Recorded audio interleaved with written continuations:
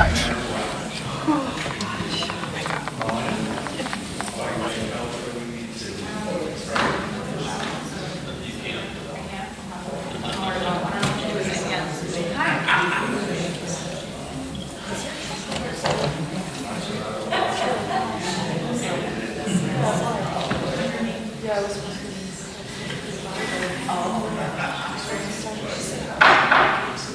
evening. Welcome to the North Rose-Wolcott Central School Board of Education meeting. Would you please stand for the pledge? I pledge allegiance to the flag of the United States of America and to the republic for which it stands, one nation, under God, indivisible, with liberty and justice for all.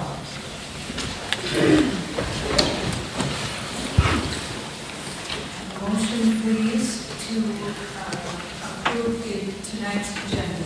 Paul and Deborah. Discussion. All in favor of approving tonight's agenda? Motion is carried. We move on now to our presentations, and I'll turn things over to Mr. Pullen to introduce our presentations. All right, thank you, Mrs. Collier. So the first thing that I want to state to the board and our community is we're not going to have a student presentation tonight because there has been a change in our soccer schedule. So the gentleman who is going to present to us is a superstar senior who happens to be probably stretching right now, getting ready to play soccer if he's not already into the game. But Ryan DeWiscalier, we will definitely have come back because I think he brings a lot of value to our community, brings a lot of value to our school district, and I think he'll have some very good perspective this year. So I'm going to start with Mrs. Pagliatti. She's going to present an overview of the types of data that we use throughout the school year. Really doing this as a precursor for when our formal presentation starts in October. Just want to remind the community and the school board about the difference between being data informed and data driven. We're really a student driven district, so Meg is going to talk to you about all the different types of data that we collect, all the types of data we assess, and really kind of go through a general overview. And again, the thinking is if we set the stage for the school year and you start to see just how much data is compiled on a continuous basis, that we can't go wrong, and that we might be able to have more specific conversations throughout the school year about different types of data that the board would like to see reported on. And I'm going to piggyback in a very small way on some of that data in my superintendent's report. So Megan, I'm going to ask that you go ahead and get started, and I will jump in and offer up assistance as needed if there's anything that I can help with. All right, thank you. So just first off, we always start with our mission and vision. Even when we're looking at data, we're thinking about students and about the vision that our community has had for students for when they graduate from here. So that's really always what centers us in our work.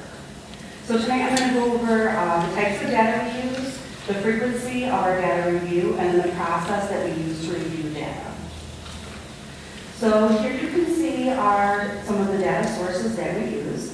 If you look across the top, there are different buckets of types of data. So we have academic, behavioral, social, emotional, safety, and communication. I'll start with academic. So we do look at our report card data. This is the first year that we have quarterly alignment between all three buildings. In the past, there were some buildings using trimesters, but now we're all back to quarters. And we do look at those at the 5-week reports as well. So we don't wait until the 10 weeks to see how students are doing. We do check in every 5 weeks.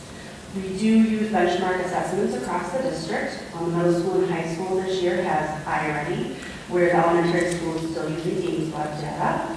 And then our high school is really working to design standards aligned to classroom assessments to determine how students are progressing along in their learning throughout the year, instead of waiting for those midterm or final assessments to see how students are doing. And then we also use Fountas and Hanel. We use that at the end of the year at the elementary school to get reading levels for our students. We do use running reading records as one of our formative assessments, and teachers use formative assessments throughout the day in their classrooms. We use unit assessments at the end of units, and then we have students who are on intervention plans, and we look at the progress reports of how they're doing and making progress on their goals in those plans. We look at our midterms, finals, and region scores, and then of course each year we look at our graduation rate. Under behavior, go ahead. What's the interval for your intervention and progress reports? So on the next slide, I'm going to go through the frequency of how frequently we look through it, but those are about every 4 to 6 weeks. Yeah. For the next area, we have behavioral data. So we have crisis calls. That's when the students are really having some difficulty at the elementary school. That might look like a call to the office for a counselor or a social worker to respond. In the high school and middle school, there's the Cougar Care Room where teachers can send students if they might need a break or if they're having some difficulty. They can also choose to go there if they need it to calm down if they're really having a hard time. And then conversely at the elementary school, we have a quick room, and that's really where students go if they need a little time out of the classroom to get reset so they can then re-enter and not disrupt the learning process for the rest of the students. For behavioral, we also look at discipline referrals, office referrals that teachers write when they send students, and then suspension data. We look at our in-school suspension and our out-of-school suspension data. We have intervention plan progress reports in the area of behavior as well. And then we also kind of standalone, we look at students' attendance. That's something the state has us look at so that we see how students are dealing with attendance. We have to look at chronic absenteeism. And then we do have a request for assistance. And that actually can be for academic, behavioral, or social emotional needs. That's for when this teacher has really felt like they have used all the tools in their toolbox. They're not sure what to do for our students and they really need some help. They can fill out a request for assistance form and I can then go look at that and then work with the teacher on some interventions to provide to the student. So that's just a teacher that can request for assistance? Yes, the teacher. In this format? Yes, that was this format. Yep. Social emotional, so we do have our panorama survey, which is a social emotional learning survey. That's given to our 3rd through 12th graders. And that's really them self-assessing how they're doing, how they feel, that they belong at school, if they have safe adults to talk to, that sort of thing as far as how they're doing, if they fit in at school. And then for our younger students, they take the comment survey, which is really just a little bit more simplified version for those students. Again, we have intervention plans for social emotional needs as well. And then we look at the crisis call data for social emotional as well because it's not simply just behaviors. A lot of times it is something more emotional that's going on with a student, maybe something that happened at home that they carried over into school. Our next area is safety. So whenever we have a drill, our administrators keep track of our response time. For instance, if there's a fire drill, how quickly we get out of the building. We look at that every time we have a drill or an incident that occurs. Or we look at the lockdown drills, lockout drills, and seeing how many people were able to respond in an appropriate way, how many people were hidden, that sort of thing. We do that through a debrief right after the incident, but we also have safety team meetings at the buildings, and then we have our district safety team meeting as well. And then our last area is communication. So we have been putting out parent surveys. We do put out staff surveys. And the main area that we are working to really boost this year is Parent Square. So that's our main way that we're communicating with families. And I believe the administrators have talked to you this summer about really getting some of those informational nights for parents to come in and make sure we have as many parents as possible signed up on Parent Square so that they're not missing the important messages that go out when administrators or even their teachers are contacting them. It can be one-to-one communication as well. And then our use of chat app. We're using that every time we have a drill now or an incident, and we're really looking at the use. We're expecting that teachers have it if they're going outside for a fire drill, because we're able to now take attendance on there, send messages back and forth to each other to really see what's going on. So we're really keeping track of, who has it with them, who knows how to respond, who got the message to move to a different location, and to make sure that we're moving forward with implementing that. Any questions about the sources? Okay. So this is the same chart. I've just added in the frequency of how often we look at the data. I'm going to give you a minute to look at that. I don't have to really go over every single thing. And what I will do is explain a few of them. For instance, the benchmark assessments. So I already used web. Those are going to be given 3 times a year to check in on students, whereas some sometimes given 1 time a year. That's the end of the year. Our running reading records, that's given monthly to our students. However, if there are students who are really struggling and we want to monitor them more closely, some students do that weekly with a teacher. So some of these things do vary depending on the student need. Paul, what you asked about the intervention plans, that is a 4 to 6 week cycle. So there's typically goals that we create in those plans, and they're meant to be able to be met within 4 to 6 weeks. So we review it and see, okay, the student did meet the goal, or they didn't, we might need to revise what we're doing for them. Mm-hmm.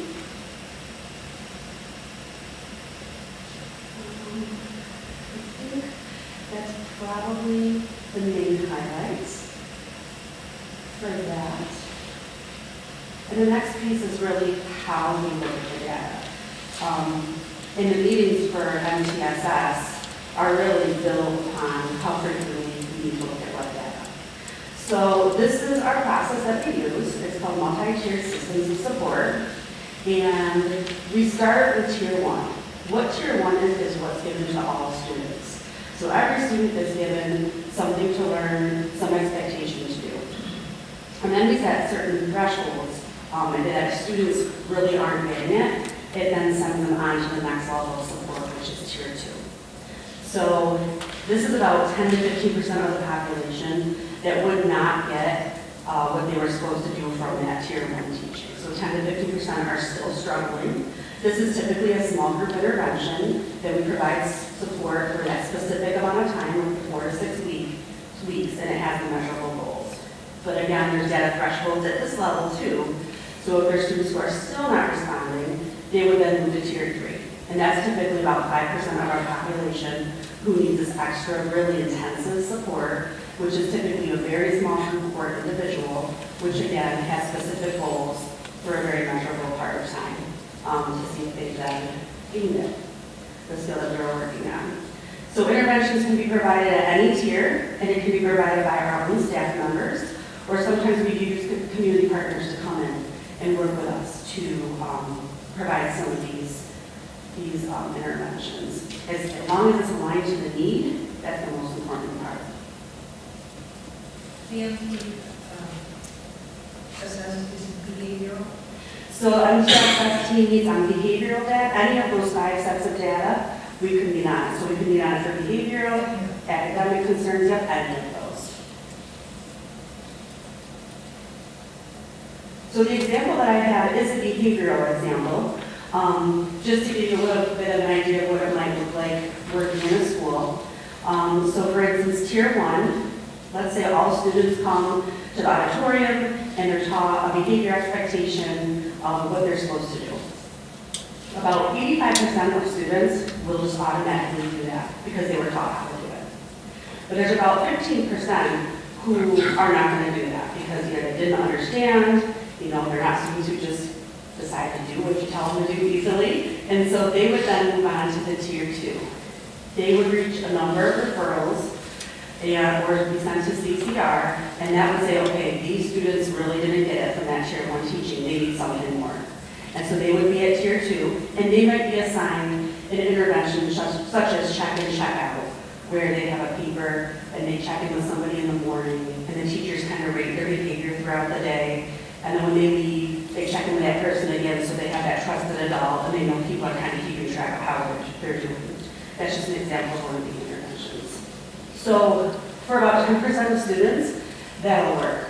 And that's something that they'll use. And after 6 weeks, if it's going great, they'll decide, okay, they still need to keep doing this, or I think they've got it now. We don't need to do it anymore.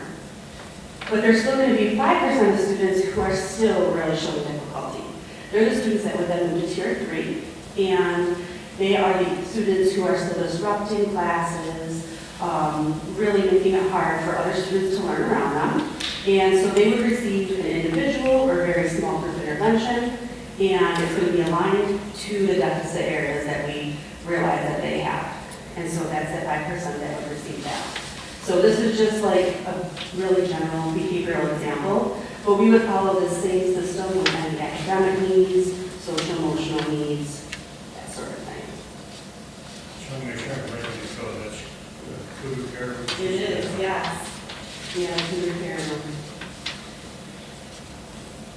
Yeah, and I mean, talking about data, the Cougar Care Room is really something that when students enter, there is data about what time they enter, why they enter, what they did with there, what kind of pass they came with. I mean, everything is really kept track of. Parents receive a notification at home that the students were in there, so they know they were at class. So it really helps us to see why students are going there for what variety of reasons, so we might be able to support them. Okay, so additionally, we also look at staff data. We do look at staff attendance.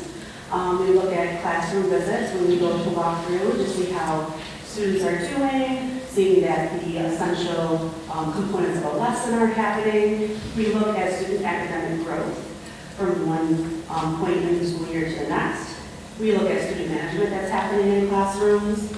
We look at their passing rate of the students in teachers' rooms. And then we look at what professional development teachers have taken and what professional development we're thinking they might need. So we do have staff if they're needing support. We can give that to them through an action plan. We're working with the union to figure out what data thresholds we might use to say that a student or a teacher does need some support, but that would allow us to team them up with an instructional coach or provide them with professional development if there's an area they're really struggling in before they get too far down the line into the year and become really frustrated. And then all of our staff receive professional development. Like I said, some will receive additional training in specific areas if needed. And then we have our professional development plan, and that is something that we start at the beginning of the year with a plan, but we really do have it evolve based on what we see teachers are needing and what students are showing us that teachers need. So I believe Tina gave you a handout of like the month-by-month catalog, and that's our current PD plan for the year. It shows you what is going to be offered each month to all staff members, and then it breaks it down by building, what's going to be focused on in each building by month. So you can see that as you go through September all the way through June. And that's it for now. Any questions?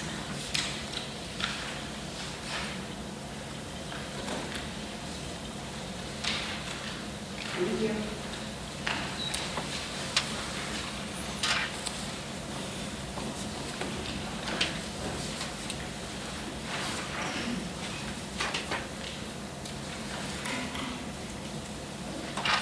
Thank you, Mike. Great job.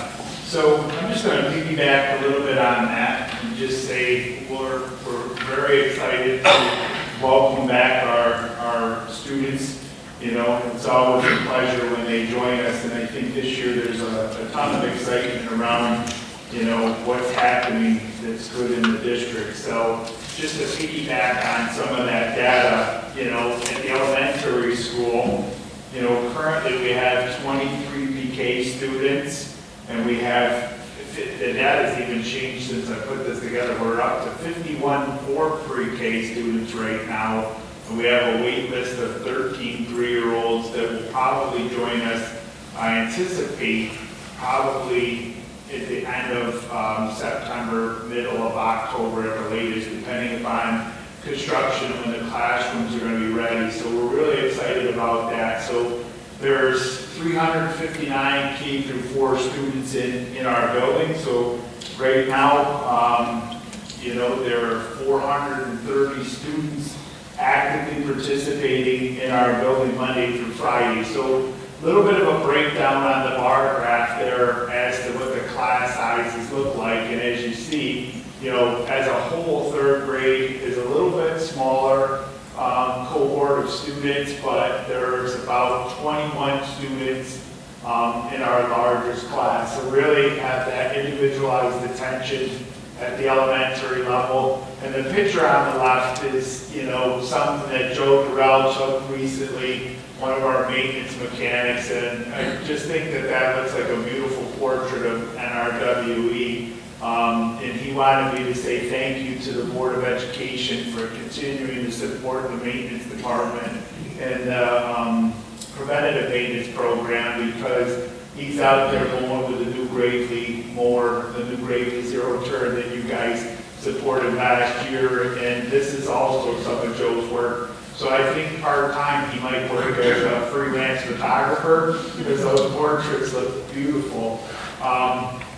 Here's a snapshot again of our middle school, and what you have in front of you here is advisory periods. So again, you know, and I'll show you this data a little bit more at the high school as well. When Megan piggybacks on the types of data collect, it's no secret to say that last year we were not happy with the results. The administrators worked extremely hard to tailor their academic programs to really foster an individualized attention, whether check-in, check-out, whether it's sending around run-around sheets, really working on an advisory so that the teachers and the students have intimate connections. So what you're seeing right now is what Ms. Rupp and Mr. Hassel have been able to come up with their staff for advisory periods. And again, the focus for the advisories, 82 students in 5th grade overall, but the advisories are really breaking down those numbers to give more intense contact time with the adults. And I'm confident that when you get the data throughout the course of the year, that this is going to pay dividends. Even walking in the hallways the first few weeks of school, I would say to you, it's a noticeable difference based on routines and procedures and the structure that's in place. And I would say, I think our staff is doing a fantastic job meeting our students' needs. And this is a high school population as a whole. 9th grade, very large cohort of students. We're excited to see that number over 100, reminiscent of years past. But out of 373 students, there's the breakdown for the population. And then this is what it looks like with Ms. Sinclair and Ms. Vaselli working with their staff, really trying to build that advisory period back in at the high school. So period 5 on 8 days, there you go. The largest group there, I think, is Mrs. Schwinn with, I believe, 22 students. But it just speaks to, again, individualized attention, because not every student's going to need the exact same things, and not every student has the ability in their schedule to, you know, have that connection because of a variety of reasons as they become upperclassmen, whether they're attending Wayne Tech and Career Center, whether they're in New Vision, or whether their schedule is packed. There's definitely contact time throughout. So we're excited to share with you that population of students. I think our total number as of last count was 1,112 students on the 5th, and we keep getting enrollment on a regular basis. So that brings me to the construction update. So you see that crane over on the right-hand side. The dugouts are a precast system that were installed yesterday. So we're really happy with the work and the progress that City Hill was able to produce. We've got some finishing touches that have to happen in the front of the dugouts. They have to put the bleacher system or the seating system in there, but that's progressing nicely. So give an update to the board on that, and to the paving, which will happen for the district office entranceway, which is slated to begin next week. Concession stand, the construction team has very clear understanding that come October 6th for homecoming, the new concession stand needs to be open.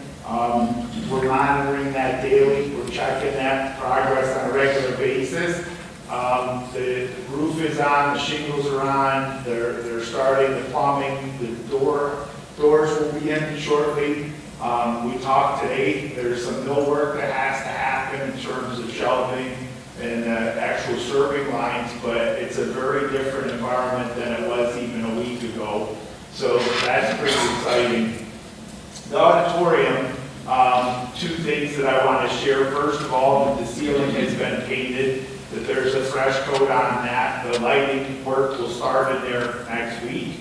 The curtains and stage equipment will start to come down and, be renovated soon. We're anticipating at the latest, the middle of January. We did anticipate, or actually, I shouldn't say we anticipated, we did express to the construction team today, I would like to be in there January 1st. We understand if it's a few weeks later, but we're really pushing to make sure that for our spring musical, that our students are back in the auditorium rehearsing with the new environment, the new sound equipment, the new lights, and the acoustical treatment panels. It's unfortunate, but part of construction the other day, we did have an incident where paper was stuffed in the light canisters that were in there. They did become combustible. They did fall. We did have an active scene, I'll call it. I can't say to you that it was a full-blown fire, but there were definitely charred pieces of paper that were taken out of there. I would say our maintenance staff did a fantastic job responding, as did our high school administration.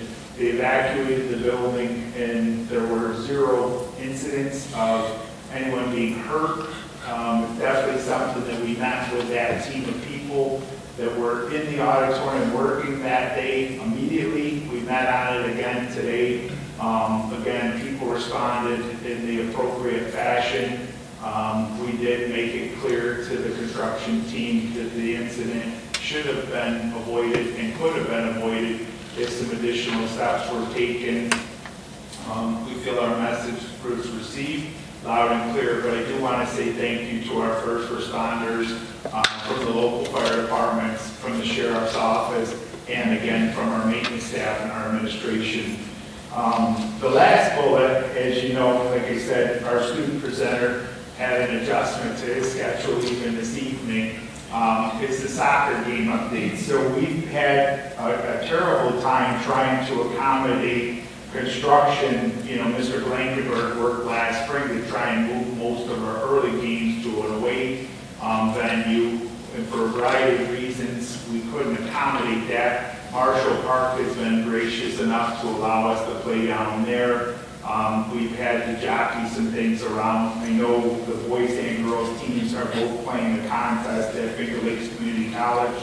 Mark's worked with their athletic director over there to put our students on a college campus to play a night game, to give those student athletes that are thinking about participating in college a feel for what a college environment looks like. But I am pleased to say, based on the dugout progress and the fact that we're able to put our students in a safe and secure environment, they will start playing home games back on our field on the 25th of September. That will require a few temporary fences going up to keep the student athletes away from the site work that still has to go for the new bleacher system. But we're pretty confident after walking the field last Friday and again 3 times this week that with our team of construction personnel, we will have a temporary fence up. We will start steering traffic in the appropriate fashion. The old concession is operational. Ben and his team have done a great job of getting that cleaned up and ready. That seems to be a rite of passage for the Booster Club. They go in and clean it every year. But that will be functioning while the current or the new construction continues to take place. In the bleacher system, we're working with a vendor out of Kentucky. That equipment should start showing up next week, and the install date for that is slated for September 25th as well. That team also knows that my expectation and the community's expectation is that those bleachers are up and ready to roll on October 6th for homecoming as well. And that's minus the press box, which will go on at a later date. But it's been a challenge, and tonight, the board, you're receiving a bid from a local contractor because we pulled out of the vendor from Kentucky, we pulled out of their contract, the site work, based on some things that have occurred recently. So I know you got that change yesterday, but we felt like if we could work with a local contractor and do the same amount of work and still hit our timeline, we would do that. And I've been pleased with the company's response to some communications that I've had with the president of their company down in Kentucky. So we're hoping that, this stuff here gets the community excited and that they start to really see the facilities that our students and our families have deserved for so long. And this is work on the left-hand side, just a different point of view for the new windows that are going into the elementary, and then the masonry restoration that's going on above the gymnasium here at the high school. We're really taking time to get this stuff right and address some things that, as I've said to you many times before, have been long overdue. So, any questions for me? Yes? Two of them, they're unrelated. For the soccer, then, for children's leisure game, we just bring chairs, folding chairs and stuff like what we do at Marshall Park. Well, thank you. Yes, so there's the component we actually purchased. You'll recall, we purchased 2 sets of bleachers for our track that we actually bought those last spring.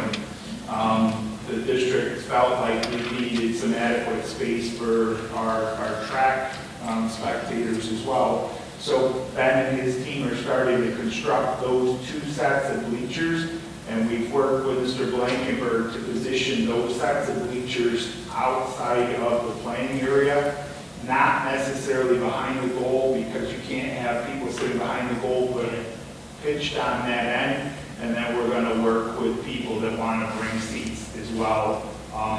We're hoping that that's literally only a week's time for those things to be there, because again, working with the company out of Kentucky, pretty adamant that those bleachers that we purchased as part of this project get done the following week. So, yeah, so a combination of those temporary bleachers and then seats. There's one over by the baseball field, too. Yeah, we're going to turn that one as well. Yeah. Your second question, how long was the interruption? What I'm asking is, students got the alarm, they vacated the building, when were they back? What was the problem? How much time we lost?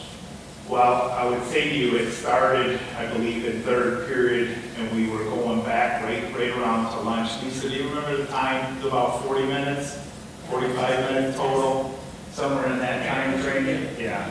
And I honestly, we weren't going to put them back into the building until we had everything checked with the first responders and we put the system back online. So when we got in there, you could tell that there was smoke and you could see the singed paper. But in order for us to be cleared by the fire department, they were in the attic as well to make sure nothing traveled. And then before they left, I asked if we turn our system back on to see if it triggered a response. And thankfully it didn't. So about 40, 45 minutes all told. But the students were exceptional, staff was exceptional, and again, we used TAP for that on Tuesday as well. And so people were communicating. So Megan talked about that in her presentation, but it really has paid some big dividends when you're looking at the active roster flying across your phone, and people are communicating in real time. So, anything else? Okay, thank you. Thank you, Mr. Cohen. And Patty, thank you very much. At this time, is a public access time. Tina, is there anyone who wants to speak to the board tonight? There's no one. No one? All right, thank you. We come to the consent agenda. The consent agenda starts here on page 1, goes through page 6. A motion, please, for the consent agenda.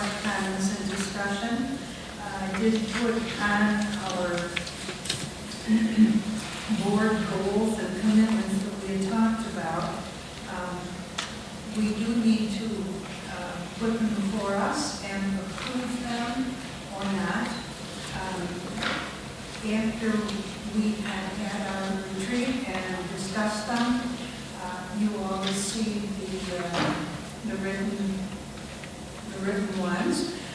There was some concern on the goal number 2. So tonight I'm suggesting that we approve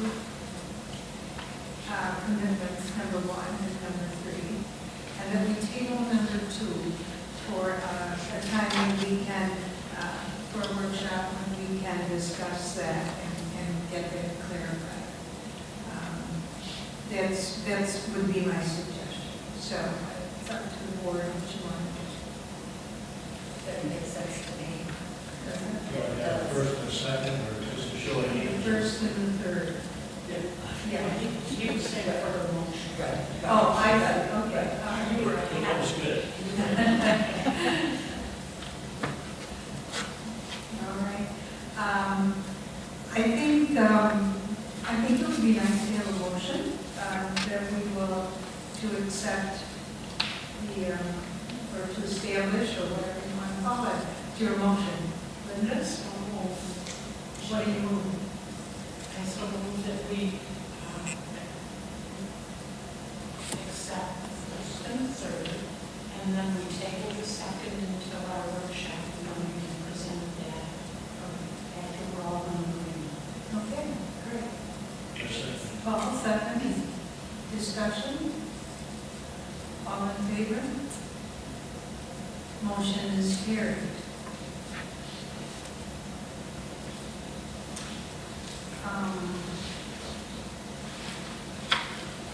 And I will get to you with that schedule as soon as we can.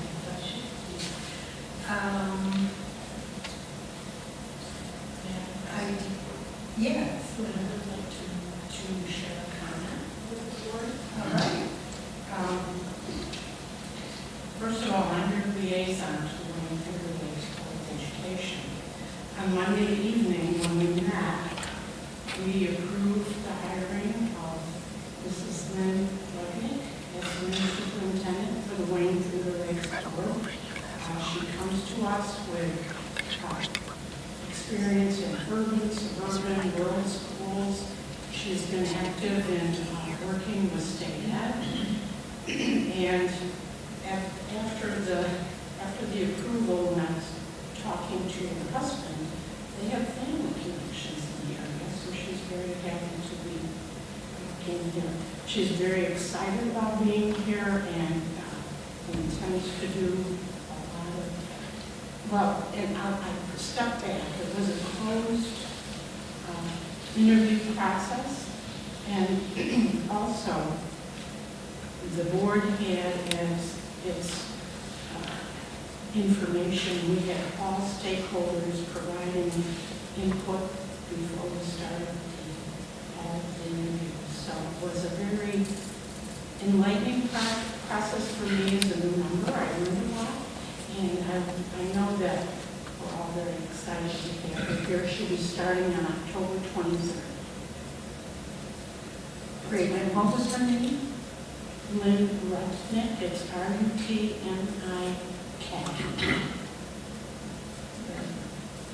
And she was working in the Schenectady area. All right.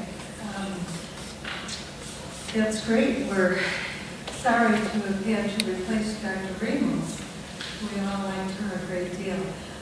But we look forward to working with Ms. Redneck? And BOCES. The BOCES, for those of you who aren't aware, the BOCES is superintendent would have oversight, will that be a good word, oversight over the local schools in that BOCES district. So that our superintendent works pretty closely with BOCES. And we're very fortunate to have Linda be on that board. She was elected to be on that board, so we have another connection with BOCES, so it's good for us, and we appreciate you taking that on with them. I have the least amount of experience with 8 years.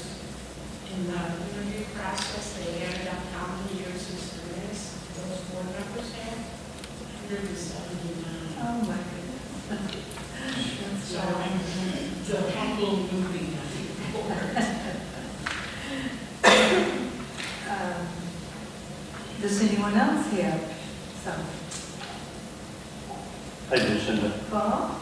Yeah. Mike, you'll remember when you gave the presentation on the school safety plan, district-wide school safety plan, you said I had a couple of questions. When could we either get together, what do you want to do as a board, or, I mean, I've still got some questions. You know, no big deal, but I'd just like to, go through that plan just a little bit more. So, Is how would it- you like to do it?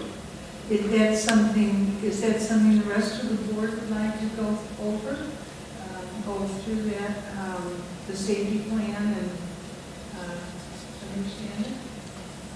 I'm kind of thinking at a workshop, not necessarily the next one, but maybe the next one. Sometime, put it on the list for workshops. I think it'd be more appropriate for a workshop than a board meeting. It wouldn't be inappropriate for a board meeting. Unless- Right. Anyone?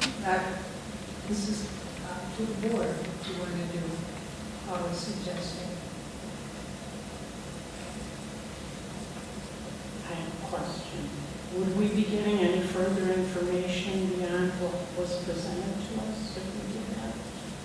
I don't know until the questions are asked. I mean, so the part that you have to keep in mind from an operational standpoint, the part that's presented in the public hearing is one aspect of it, because the part that's detail-oriented is confidential for that reason, That was the source of the question. Yeah. That there is information that we should not be privy to. Right. So I guess, Paul, that's my wonder, is I'm not sure what more information I would want to understand or know. Maybe it's because I did go to the presentation when you presented. Maybe that's where I feel like I have an understanding now of it, but I'm not sure of the details I would need for the district. Does that make sense? Sure. I just have some things that I'd like clarified and a few things filled in. It doesn't offend me if the whole board doesn't want to do it, but I still want to do it with somebody. All right, why don't you do some clarification on your own, and if you feel that it would be beneficial for us all, then we could do something with that. It would have to be a retreat if it was bordering in or getting into confidential. No, it's a district-wide safety plan, so that's open, So how should I proceed? Should I get Well, it? why don't you and Michael set up a time, and if there are any other board members, as long as we don't have a quorum, you could join. If you have a quorum, first come, first served. So up to 3. Hopefully everybody. Is that okay with you, Mr. Cole? We can talk. Okay, good. All right. Any other questions, information? All right. Good news. Does anyone have good news? We have good news tonight on a lot of things. Paul, you have something? Couple things. Of course, we're all, I won't hold you up, Shelley, I know we want to get to the soccer game, but just yesterday, the men's volleyball team won. I can't remember who they beat, I'm sorry. And then the girls' soccer team beat Marion, I think it was last night. And then one last piece was from the local newspaper. It was a really nice write-up about our employees for the 5 and 10 and 15, 20 years. Thank you. Anyone else? All right, moving on. We do need to go into executive session for the purpose of discussing the employment history of specific employees. A motion, please, to go into executive session. Tina and John, discussion? All in favor? Motion is carried. We will not be doing business following executive session. When we come out, we will just be adjourned. So don't feel the need to stay if you really want to. So we'll break now for executive session. You're done. Yeah, you're done. So you have to leave. This is, yeah, Okay, do you understand?